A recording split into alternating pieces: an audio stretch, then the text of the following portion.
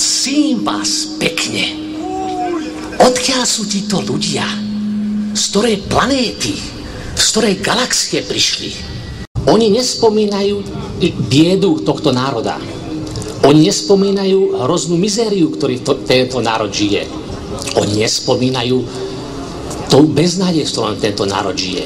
Oni spomínajú novú ústavu. Oni chcú novú ústavu. Oni chcú priamu demokraciu. Oni chcú tieto veci. No ale vážení, najprv postaráme sa o rabovačov. Najprv spravodlivosť, najprv právo. Tu znovu nastolíme. Nepotrebujeme vás, pán Chmelár. Nepotrebujeme vašich odborníkov, vašich umelcov, vaše pripomienky, váš internet. Odkopírujeme si ústavu Švajčiarska, doslova do písmena, zavedieme to tu z momentu na moment. A je to, prečo švajčiarska ústava je už vyskúšaná, overená, preverená, funkčná. Švajčiarsky štát existuje už 500 rokov, tak ideme robiť to, čo sa už overilo. A nie túto pán Chmelár tu bude vymýšľať toto a ústava a internetové pripomienky. Aké pripomienky? Čo tu chcete robiť?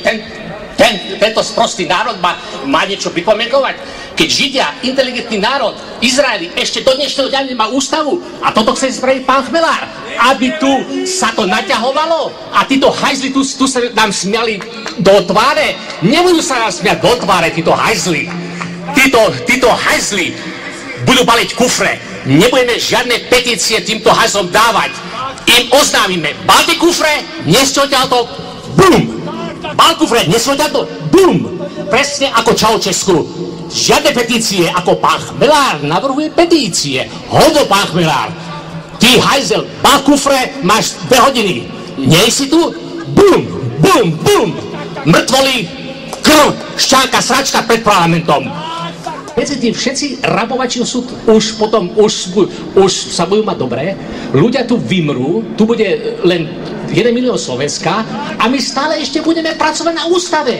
A stále tu nebude ústava a stále tu bude bieda, stále tu bude mizéria, ako tento človek, zbedačení ľudia tutok.